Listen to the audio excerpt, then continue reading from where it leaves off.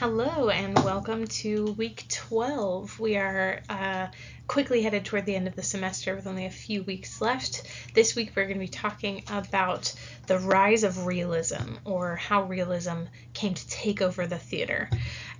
It sounds a little weird to us now to say that realism at one point was not the way that we thought about theater, but for centuries we really didn't think of theater as being an art form that tried to be as realistic as possible. For centuries, theater was an art form where people were mostly speaking a play to you. They were presenting the play to you rather than trying to replicate real life on stage.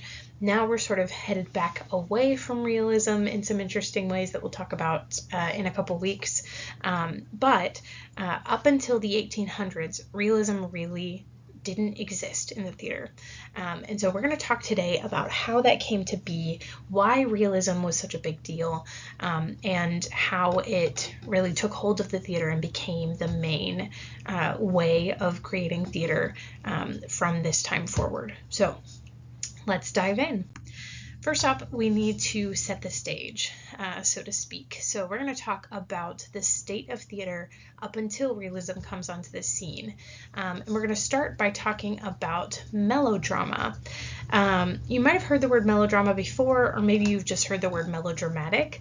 If you describe a friend as being melodramatic, they're being way too much, they're over the top, and that's sort of what melodrama is. So we get the word melodramatic from melodrama, this form of theater. It was the most popular form of theater for a very long time. So let's talk about what this actually is. It developed out of the Romantic period, the capital R Romantic period, which was obsessed with beauty, nature, and with emotion. There was a lot more to the Romantic period, but for our purposes, these are the things that melodrama sort of took from the Romantic period and sort of transformed into a whole new genre.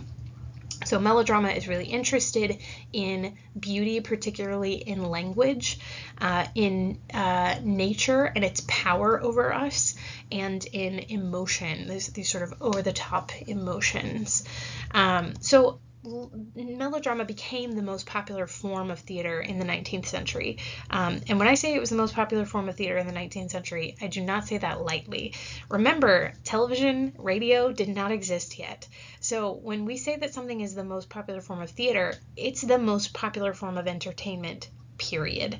Theater was the thing. Everybody went to the theater during this time period, particularly in Europe and in the Americas, in Canada and the United States.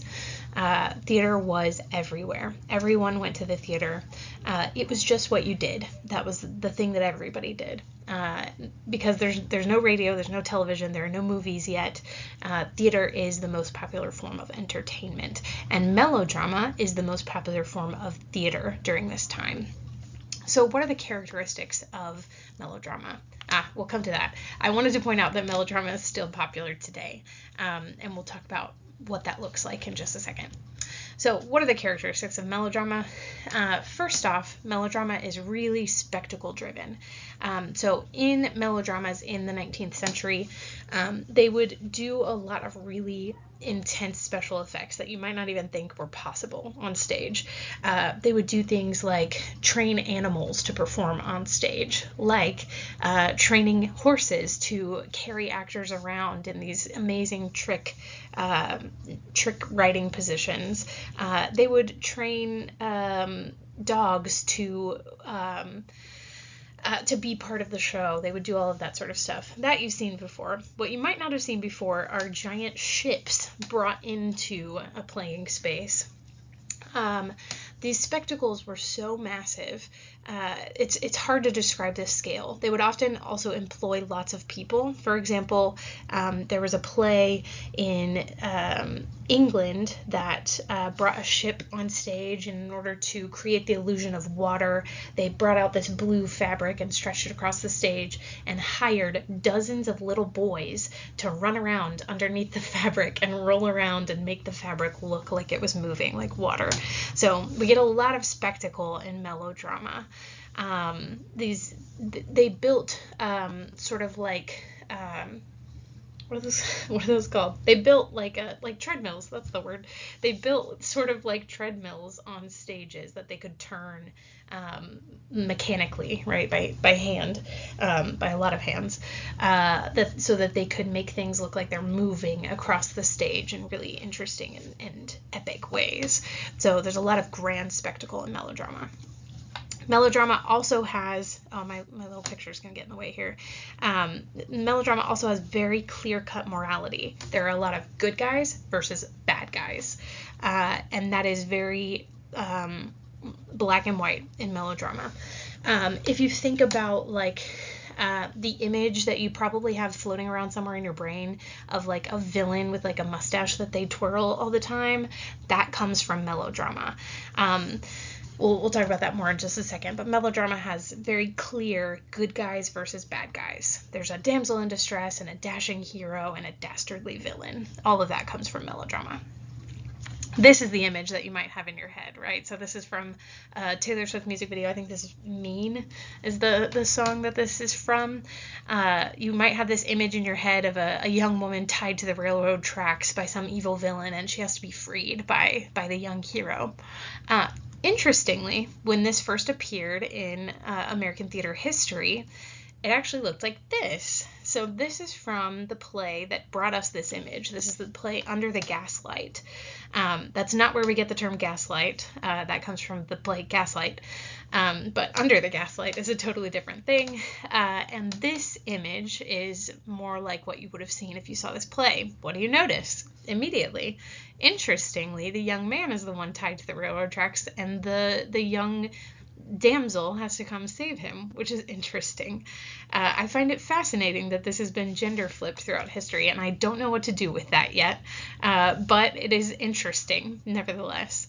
But a lot of these images that we have of these grand spectacles that float somewhere in our sort of collective cultural consciousness come from melodrama. In melodrama, you also find very heightened emotion. People feel things intensely, and they're very, the language that they use around that is very flowery.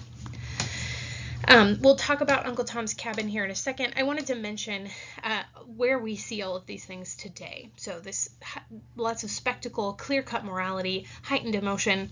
We see this a lot on television. Soap operas are a type of melodrama for sure. Melodrama gets its name actually from a musical instrument that used to accompany it, and soap operas also used to be accompanied by a particular instrument. In fact, soap opera is a direct descendant from melodrama, very, very purposefully. Even things like anything done by Shonda Rhimes is very melodrama influenced, right? It's just fun, it's indulgent, there's lots of spectacle, lots of, big reveals, lots of good guys and bad guys, very over-the-top emotion. That's all very, very much melodrama. So Shonda Rhimes does a lot of very melodramatic stuff. Not a bad thing at all. Melodrama's fun. So let's talk about Uncle Tom's Cabin. So you may be familiar with this title already. This is a poster from the play Uncle Tom's Cabin. You may be familiar with this title already because it's a novel originally. So Uncle Tom's Cabin was a novel written by Harriet Beecher Stowe. And this novel was incredibly influential. It was an abolitionist novel written in, I can't remember the exact year, but it's written in the years preceding the Civil War. So it's leading up to the Civil War, so it's written in like the 1850s, somewhere around there. And Harriet Beecher Stowe is an abolitionist, meaning she's writing this novel to try and convince people that slavery is evil. And so Uncle Tom's Cabin is trying to do that. That's what she's trying to do with this novel. Well, interestingly, this novel got turned into a play many, many times all across the United States. And I think we talked about this a little while ago, but just as a refresher, because it's fascinating history.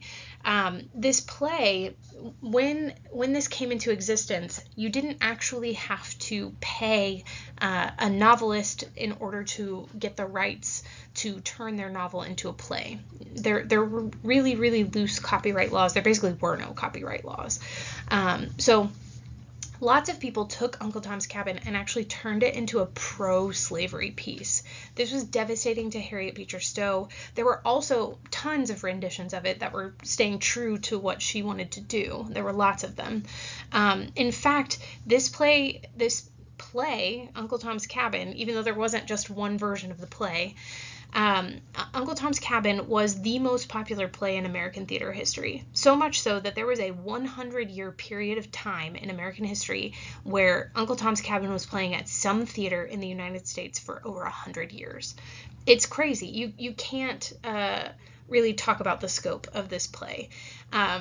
This is akin to sort of the movie version of the novel, right? People are always more apt to watch the movie version of something than they are to read something, and that held true even in the 19th century. So everybody went and saw this play. Lots of people read the book, but everybody went and saw the play. Sometimes more than once. In fact, this story became so influential that supposedly when Abraham Lincoln met Harriet Beecher Stowe during the Civil War, he said to her, "So you're the little lady who started this big war," right? This play was so influential. It had spectacle. There are these moments when these enslaved characters are running away from these people who are trying to catch them, and this is Eliza, an enslaved woman who's running away with her child, trying to make her way across these ice flows, this ice as it's breaking up in this river. And they would always do that moment in the play, and it was always, very harrowing and exciting to watch. So there's a lot of spectacle going on, a lot of clear-cut good guys and bad guys, although that might change depending on who's writing the version of the play, sadly. Uncle Tom's Cabin is a great example of the most popular American melodrama and the most popular American play, really bar none. Even Hamilton hasn't taken over the popularity of Uncle Tom's Cabin in its day. So that's a great example of spectacle-driven melodrama. I wanted to show you this really briefly so you get an example of what the language of melodrama was like. This is a play called The Drunkard. This is this is a temperance play. It's an anti-alcohol play, essentially, part of the temperance movement. And I just want you to look at some of this language. Look towards the bottom here. This is when Edward, the drunkard in question, has discovered the error of his ways, and they're all reconciling, right? So Edward says, "Mary, my blessed one, my child, my darling, bounteous heaven, accept my thanks," right? Very over-the-top flowery language. "Father, dear father, you look as you did the bright sunshiny morning I first went to school. Your voice sounded as it used to when I sang the evening hymn." None of this is the way that people actually talk, right? So the language of melodrama also tends to be very over-the-top. All right. So next up, we're going to talk about some other popular entertainments of the time. This is just a brief overview of what else was going on other than melodrama.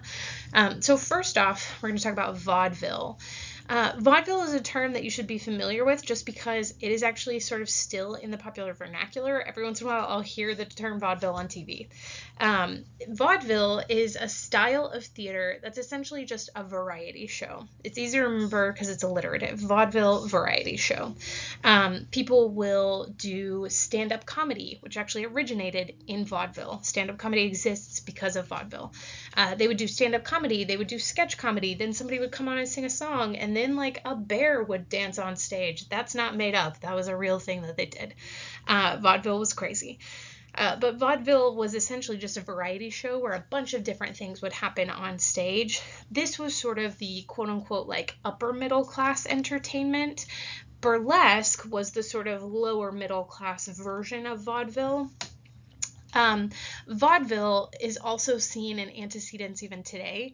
The Muppet Show, this is not today, this is the 1970s, but the Muppet Show in the 1970s was definitely vaudeville. The Muppets do a lot of vaudeville style stuff.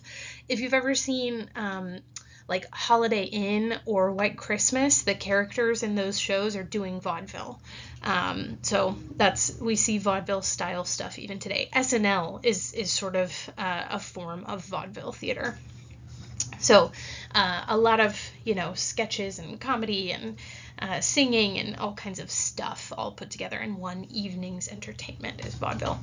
Burlesque, the sort of lower middle class form of this, is now we come to associate the word burlesque with essentially like fancy stripping. I mean, there's no other way to put that. That's essentially what that means today. That's not what it meant when it first came into existence. So burlesque, when it first came into existence, was basically a form of political comedy, where they would do satire. They would sort of make fun of things that were happening politically during the day or culturally. It was a lot of very silly comedy. Now, granted, it was also often done in a state of not undress, but there were often a lot of scantily clad women on stage while they were doing burlesque. So, do with that what you will. You can see how burlesque turns from what I just talked about into the thing that it is today. But that was sort of the lower middle class form of entertainment. It was considered okay to bring your family to in some ways. I don't know why, but it was. So, maybe that tells you about, the level that we're talking about here. It's not insane.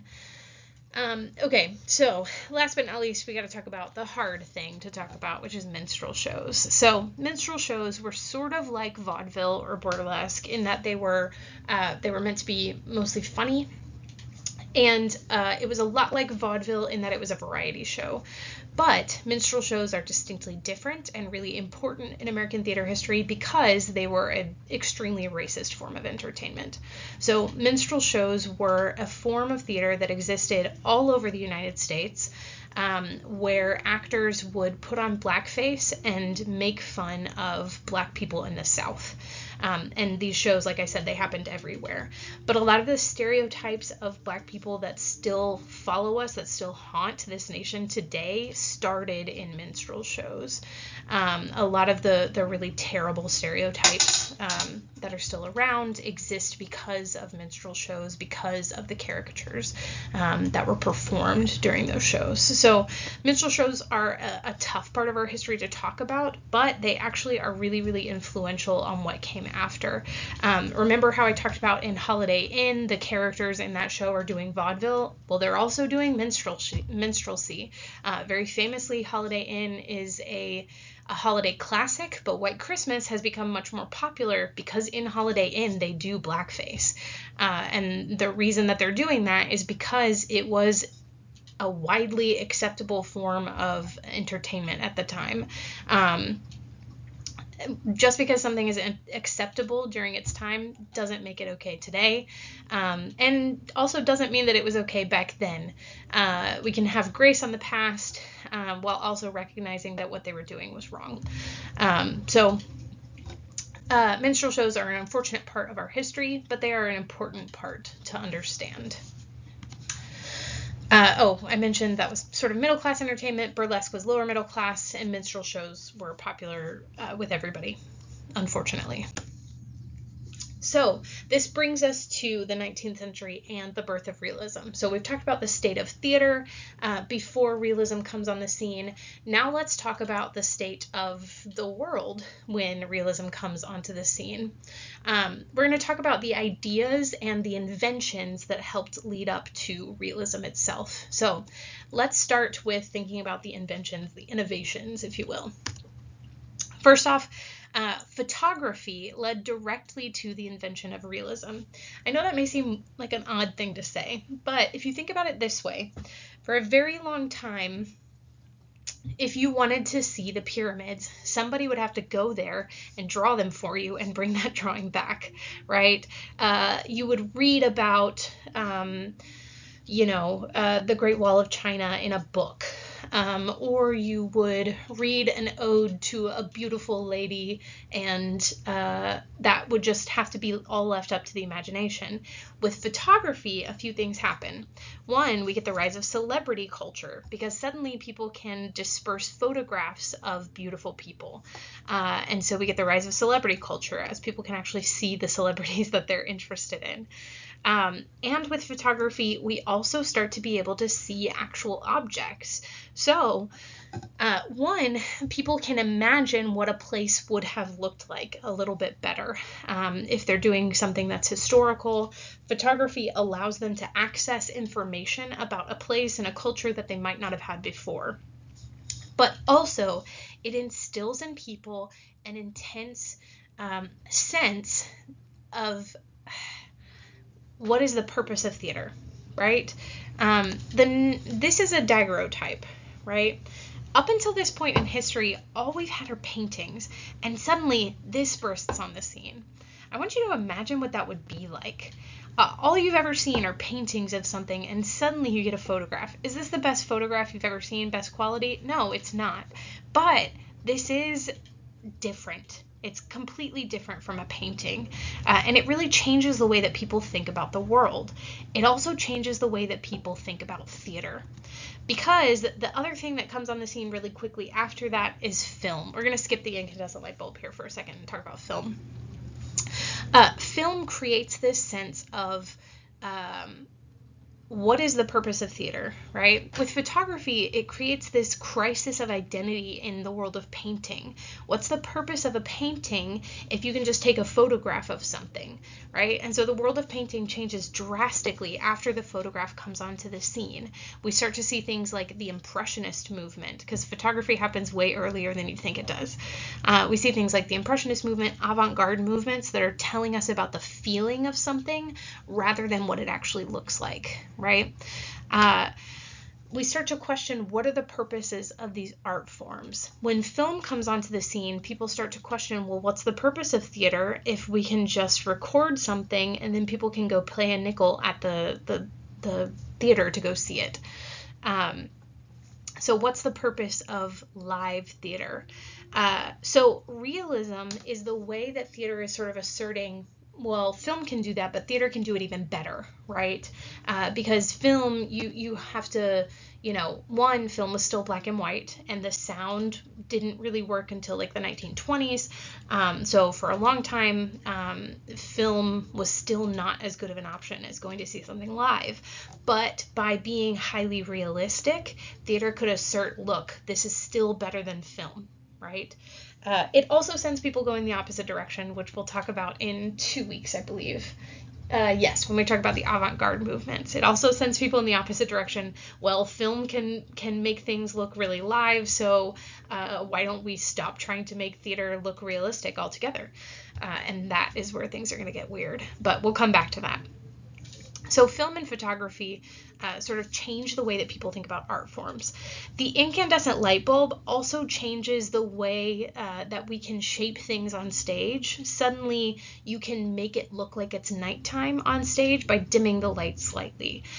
Or you can put colored gel in front of the light, and it'll look like it's kind of bluish, and that'll look like nighttime, right? So suddenly, the incandescent light bulb allows us to make things look more realistic in terms of the lighting of a space. So that helps a lot. So let's talk about the ideas that help lead to realism as well. It may seem odd, but there are 3 major texts that change the world in the 19th century and really help lead to realism as we're going to see it on stage. The first, we'll talk about the 3 texts in a second. We've got to talk about the first wave feminist movement. This is another big thing that's happening at this time. You may be thinking, well, what does that have to do with theater? There's a lot of theater happening during this time that's really interested in asking questions about women's issues, because for a very long time, women really weren't even allowed to leave the house unless they were nobles. So for a very long time, women weren't coming to the theater, so why do any theater that's interested in them? Starting in the 19th century, women start to step out of the house a little bit more. It starts to become more acceptable for them to leave the house on their own terms, and a lot of that is thanks to the first wave feminist movement. But the first wave feminist movement is also causing people to ask questions about, what does it mean to be a man or a woman, right? So it's not just that we're seeing a lot of plays that are about women's issues. We're also just seeing a lot of plays about what it means to have gender at all, and that are interested in those questions. So we see a lot of questions of that, and also relationships between the genders. So we see a lot of those sorts of things. So these three texts that we're going to talk about, there were three major texts that changed the world in the 19th century and really set the stage for realism to be interested in particular issues. So first off, the Communist Manifesto, written in 1848 by Karl Marx. Say whatever you want about communism or Marx, you don't have to like or dislike any of the stuff that he has to say. That is business for another class. What I can say about this is that the Communist Manifesto changed the way that people saw themselves in relationship to government, one way or another, whether they liked Marx or thought he was nuts, right? It changed the way that people thought about what it means to be a person in relationship to my government. And that changed things drastically. So we see a lot of plays that are really interested in that question. And what it did is it sort of popularized that question. So people who generally wouldn't have thought about this question before, the lower classes, were suddenly really interested in this question and studying a lot about it. So it sort of made it so that more and more people were interested in this question of who am I in relationship to government. Next up is On the Origin of Species in 1859 by Charles Darwin. So this is the book in which Darwin posits the theory of evolution. Whether people reacted well or poorly, or not poorly, well or antagonistically, whether they liked or didn't like Darwin's ideas, people were adamant about that one way or another, and it made them reorient themselves in relationship to nature. So people started to think about who they were in relationship to nature in really different and interesting ways. One of the other major outcomes of this is social Darwinism. So social Darwinism is a particular kind of evil that Darwin never intended. Social Darwinism is when people essentially decided, hey, Darwin is really interested in saying that only the fittest can survive, all of that kind of stuff. Well, what if we take the same thing and apply it to society, right? Obviously, we know that society is much more complicated than that, and the idea that only the fittest can survive in society ends up being a deeply classist and racist idea. This is the sort of ideology that led to the rise of the Third Reich. So people take Darwin's ideas and misappropriate them and misunderstand them and use them in particular ways to put forth these ideas that will later become really insidious. But we do start to see those trickling into the theater. Then finally, the last text that we're going to talk about is The Interpretation of Dreams, written in 1899 by Sigmund Freud. This one may not seem as earth-shattering to you as the first two. However, I guarantee you it was. So Freud was a psychologist who wrote a lot about how to think about mankind. Up until this point in history, a lot of people didn't really think about their own minds. Not because they were too dumb to do so or anything like that, just because no one ever told them that they should, right? And Freud comes along and sort of changes the way that people relate to themselves, to who they are as a person, and makes people think about their own minds in a way that they didn't before. Freud was everywhere. We see plays all the time that are really interested in psychological questions. Even performances of plays that were done ages ago, before Freud ever writes his text, were reoriented around Freud's ideas. We start to see productions of Hamlet, of Macbeth, where they're reading Hamlet or Macbeth or Lady Macbeth, or Gertrude or Ophelia through the lens of Freud's ideas. So we start to see Freud making his way through theater in massive, massive ways. And through society itself. There are whole plays that are sort of making fun of this massive trend of psychoanalyzing yourself, which they're pretty funny, actually. All right, so realism finally arrives. Let's talk about what that actually looks like. First off, as realism is coming into existence, we start to see more realistic sets. The first way that we see this is through the box set. Madame Vestris was, she was an opera singer and an actress, but for our purposes, most importantly, she was the manager of the Olympic Theater, the Lyceum Theater, and the Covent Garden Theater. So she was the manager of 3 different theaters in London. And one of her big innovations was something called the box set.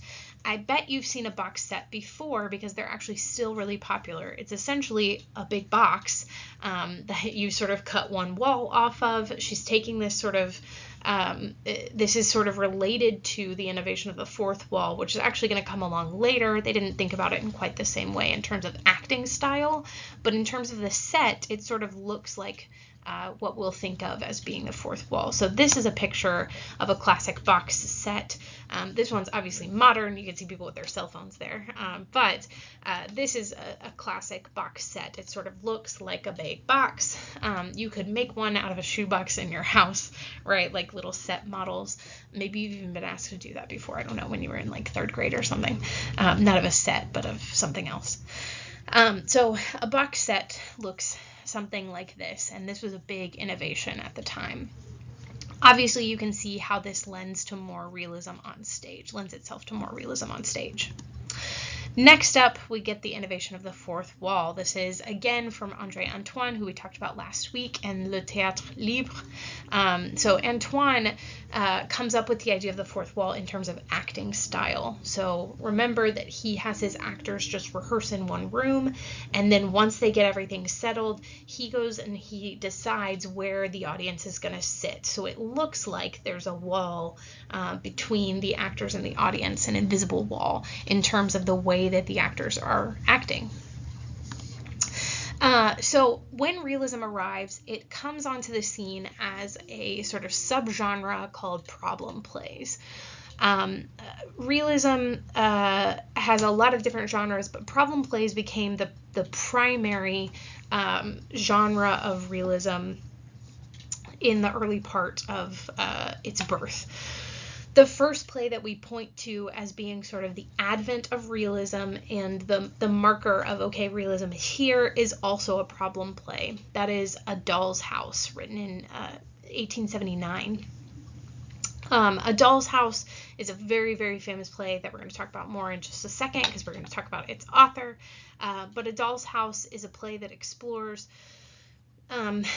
women's issues, really. It's questioning what is a woman supposed to do if she's not given the right to take charge of her own life. Remember, this is 1879. Women could not legally own property.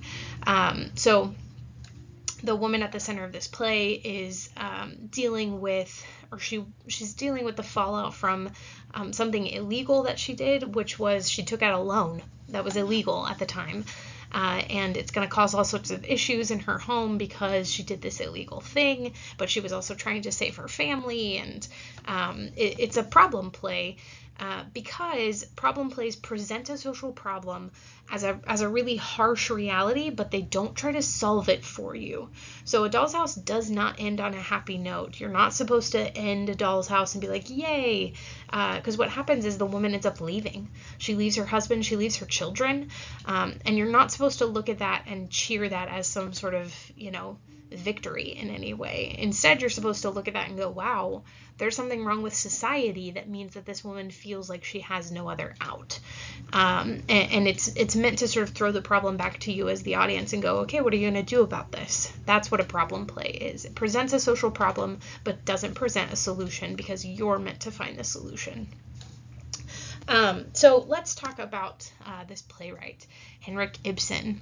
Henrik Ibsen is a Norwegian playwright. I can't name a single other Norwegian playwright, but this one is not only the most important play in Norway, one of the most important playwrights in theater history, period, because Henrik Ibsen is the quote-unquote father of realism.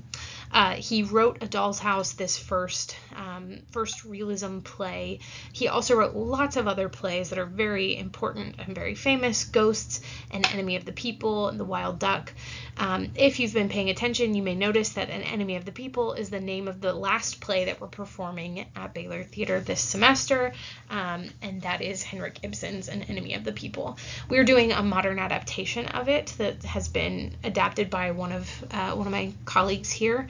I got to help her work on it as dramaturg, but it is a modern adaptation of Ibsen's Enemy of the People.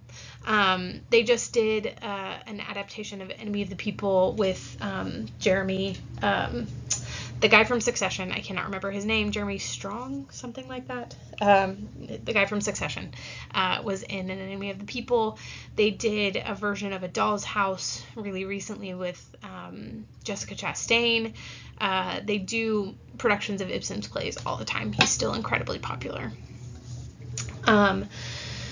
But his plays ask really hard social questions. So An Enemy of the People, for example, is about a city that is throwing all of its money at creating a new spa. That they have these mineral springs, and this town is throwing all their money at creating the spa.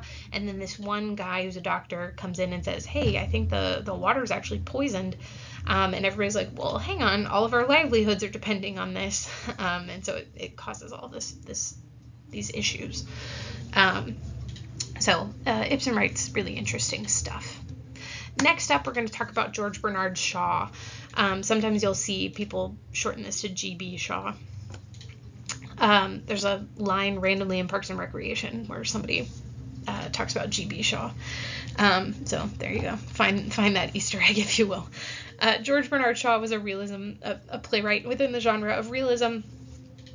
He wrote lots of very famous stuff that's still performed all the time today. He was an English playwright. He wrote in English, but he was from England. But he wrote a lot of stuff that was really interested in class issues, which is a prevalent issue in the UK. He's really interested in how class plays into life. All of his plays are really looking at that. His most famous play by far is Pygmalion. You might have read parts of Pygmalion before. If you're not familiar with that title, you might be familiar with it under another name because it was adapted into a musical later on. That musical is My Fair Lady. So if you've ever heard of My Fair Lady, that's adapted from George Bernard Shaw's Pygmalion. Last but not least, let's talk about Chekhov. I've cut off a couple years there, but everything important you can still see. So Chekhov was a very famous Russian playwright. Anton Chekhov was the playwright who actually wrote the play that led to the invention of method acting, which we're going to talk about next week. So Chekhov was the playwright who worked really closely with Stanislavski, Konstantin Stanislavski, the very famous director that we talked about last week, and the acting coach also, who we'll talk about next week. But Chekhov wrote plays that are really hard to read because they are very funny when done well and not at all funny when done poorly. If you read a Chekhov play wrong, you're going to think it's just the most boring, weird, meandering play ever. If you read it correctly and read it really well, it's deeply funny, and there's a lot of really intense, dark subtext. So Chekhov's plays they're very Russian, but they are really interested in class, which makes a lot of sense for Russia at this time. They're particularly interested in how things are changing surrounding class. For example, his play The Cherry Orchard is about a sort of upper class-ish family that is sort of losing their status, and the play ends with them having to sell the cherry orchard, and somehow that's a comedy. Chekhov's plays are really fascinating stuff. He is a very popular playwright still today. I guarantee you can go find a production of Chekhov near you somewhere at some point in the next couple of years or so. His plays are done often. So check out his stuff if you get the chance. So I wanted to end on this note of talking about the Harlem Renaissance, because this is sort of part of the realism movement, although in some ways it's also part of the avant-garde movement that we're going to talk about in 2 weeks. So it's a nice bridge between the two. The Harlem Renaissance was a movement specifically, it was a cultural, philosophical, and social movement that was for and by African Americans following the Civil War. A lot of people were asking, what do we do, right? It took a few years, a few decades, understandably, for people to get their feet under them following slavery, after being freed and after suddenly having this freedom and no money, no land, no property, nothing to their names. A lot of freed slaves, it took them a very long time to sort of just get their feet underneath them. So the generation following that then comes along and says, well, who are we as part of this nation? Who are we? There's still obviously a lot of racism facing Black Americans, and so there were a lot of questions to be asked about that, and a lot of things to say about that. So in terms of the theater, here are some key figures that you need to know. One is W.E.B. Du Bois. You might have heard this name before. I hope you've heard this name before. W.E.B. Du Bois is a very famous thinker, philosopher, writer. He wrote a lot and was incredibly intelligent, spent a lot of time at the White House, ran in major circles. Du Bois also wrote a lot about theater. He really believed that theater was a big part of what could help find a place for Black Americans within the United States. Langston Hughes was also a major figure in the Harlem Renaissance in the theater, and then Alan Locke. Alan Locke was instrumental in thinking about what theater could do in terms of its power, its social power, as Black Americans were attempting to assert a particular cultural footing and push back against racist thought. So remember, this is also coming during a time when minstrelsy is still popular. All of those things that we talked about before, the popular entertainments, even melodrama, don't just die out when realism comes on the scene. They still exist. Realism just slowly sort of takes over as the most popular thing. But minstrel shows would still be popular for quite a long time after that. Remember, I said Holiday Inn, the movie created in the 1950s, I think. They were still doing blackface in that movie. So they're working in the face of minstrelsy and thinking about the damage that the theater is doing in terms of race relations in the United States. So W.E.B. Du Bois comes up with 4 fundamental principles that he says that theater should follow in this sort of renaissance that they are attempting to create, these thinkers and philosophers. He says that theater should, quote, be about us, by us, for us, and near us. That it should be interested in issues pertaining to African Americans, that it should be written by African Americans, that it should be written for African Americans, and should actually be performed near Black communities. A lot of theaters existed primarily in white communities, so he was really interested in getting theaters established near Black communities, because this is still definitely within the time of segregation. The Harlem Renaissance spans quite a few years. It starts in around the 1920s, really earlier than that, around like the 1915, somewhere around there. It's hard to say with these movements. It's not like everybody wakes up and is like, let's start a movement right now. Then it goes all the way up until the 1960s, until the Civil Rights Movement. Okay. So key dramatists, in other words, key playwrights. W.E.B. Du Bois wrote The Star of Ethiopia, which was a major pageant play. Angelina Weld Grimke wrote a play called Rachel, which is an anti-lynching play, because lynching was a major problem during this time. Mary Burrell wrote a play called They That Sit in Darkness, which was a a birth control play, because birth control was not it was not allowed to speak about how people got pregnant. Doctors were not allowed to tell people how they got pregnant. So this was a play that was advocating for that as a means of saying, hey, this is a class issue. People cannot afford to have more children. They need to be told how to avoid that. Zora Neale Hurston and Langston Hughes, who you've hopefully heard of both of these people. Langston Hughes, very famous poet, and Zora Neale Hurston wrote Their Eyes Were Watching God. These two worked together on a play called Mulebone, which was a comedy. Then Georgia Douglas Johnson wrote a play called Blue-Eyed Black Boy, which was also an anti-lynching drama. This was a major movement. A lot of people have moved away from calling it the Harlem Renaissance, because it was called the Harlem Renaissance, but a lot of it happened in like Washington, D.C. So geographically it doesn't make a ton of sense. But the Harlem Renaissance is often what you'll hear it referred to, most often what you'll hear it referred to as. So this was a major movement.